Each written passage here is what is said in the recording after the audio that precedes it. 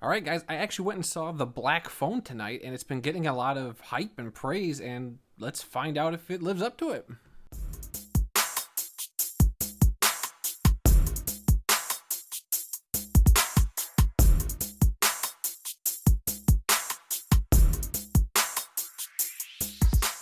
All right, so the story here is that in Denver, Colorado, in the boy, I can't even remember if they gave a time frame. It's like late '70s, early '80s, maybe. It's kind of got that old retro vibe, which I was digging quite a bit. And the camera does a lot of cool like old vintage, like grainy camera stuff, which is really neat. But the story here is that there is a kidnapper out on the loose called the Grabber, played by Ethan Hawke, who is awesome by the way, and his latest victim ends up being this kid. If you've seen the trailers, this isn't a spoiler. Ends up being this boy, and while he's trapped in this dude's basement, he starts getting phone calls off of this mysterious black phone in the basement that isn't connected to anything, hinting at some supernatural elements that kind of creep in here. And I don't want to give too much away because, yes, some of the trailers might give a little bit more, but that's as vague as I want to be with this story. So this kid's got to try to figure out how to get out of this dude's basement. And there's a whole subplot where the sister is trying to find her brother. So it's really interesting, and I think this is a really well done story. It's based off of some short story, I believe they said at the beginning of the film.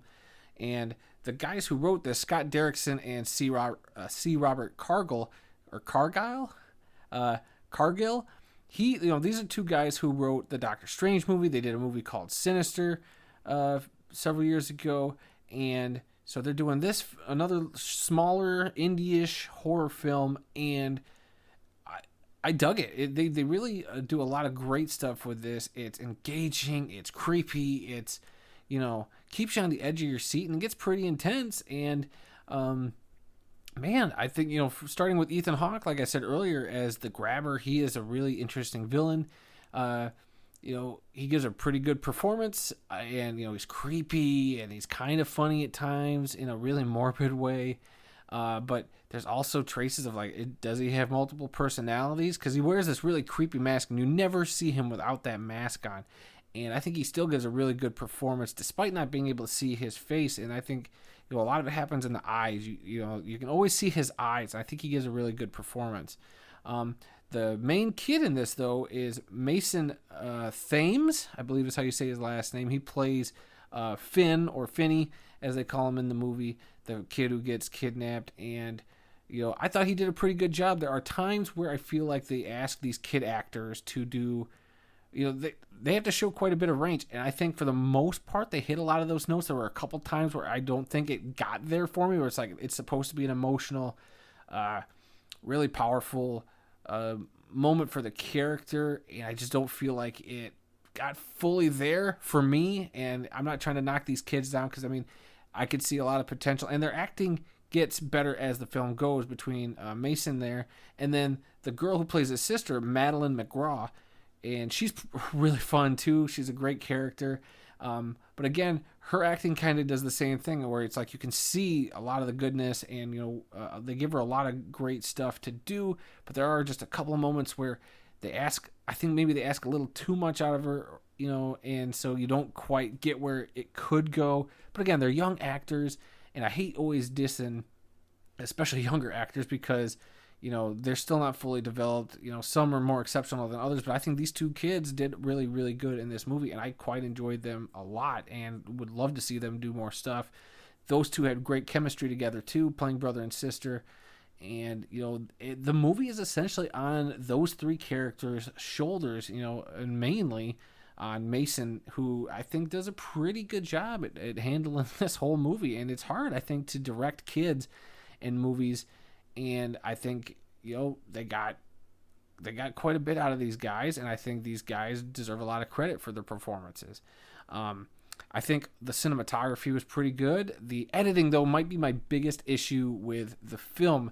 Not that it's like edited or choppy really bad. I do think that the pacing is a little off. It gets slow in some parts, and I get why some things are getting developed. But there were times where I was just like, okay, you've given us some setup. Let's get this moving a little bit more. But it is a slow burn of a film, and maybe won't feel that like I did, which is fine. For me, I just felt that slow burn was maybe a little too slow. I don't mind it in a lot of cases, but here I was just like, I just wanted to move a little quicker in some spots, and felt we lingered a little too long on some things. But that's probably just being nitpicky. Overall, though, I had fun seeing this in the theater.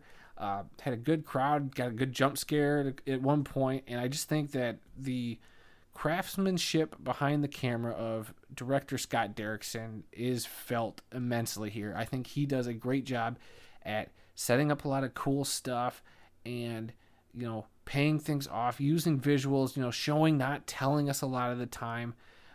Is really interesting, and they leave a lot for us to kind of put together ourselves in terms of a lot of the limitations and rules as to how some of the supernatural elements work, which I found very interesting, and I appreciated that they didn't talk down or dumb to us like we can't understand it. I think they lay it out, and they let us kind of piece some stuff together ourselves. They explain a couple things, but on the whole, they kind of leave it to us to kind of figure out and to roll with, and I think this is a really unique movie. I think if you're looking for a horror movie that's, stands out, this is something. And it's definitely really good. I won't say it's as good as everybody's kind of been hyping it up to be. I would say pull your expectations back just a smidge. I really did enjoy this. It's up there for me in my top films of the year as of right now.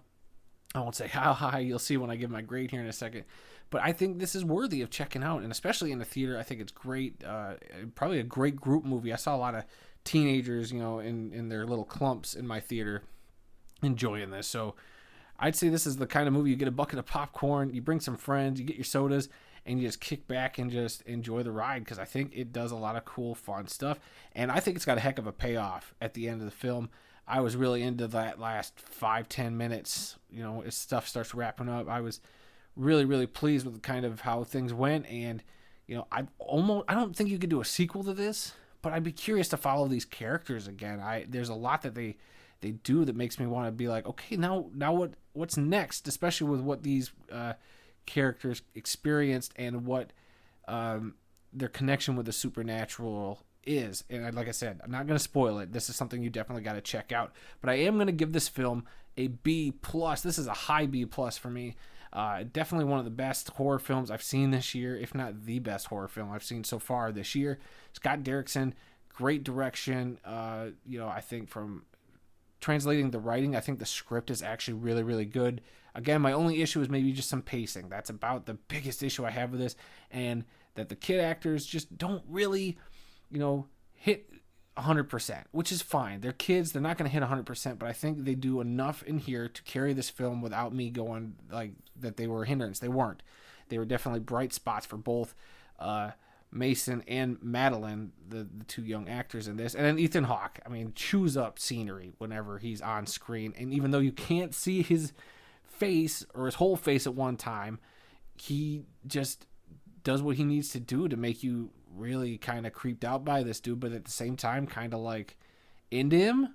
By into him, I just mean just into this performance. He's a charismatic villain kind of thing, but even then he's got some, not he has limitations, but that character has some limitations, and you'll see that if you get around to seeing this. So what do you guys think? Are you guys going to go check out The Black Phone? Or are you going to go check out Elvis, which is something I'm going to do later this weekend and have a review up this weekend?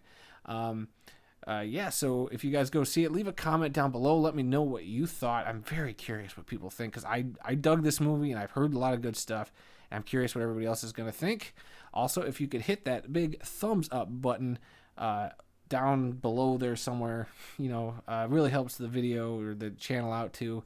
And then if you hit that subscribe button and the little bell notification there too, you can be up to date on whenever I drop new videos. It'd be greatly appreciated. So yeah, guys, so next video will be a Elvis review, and then I have a 1-year anniversary video I'm going to be working on here in the next couple of days, hopefully. So until next time, I'll be seeing you.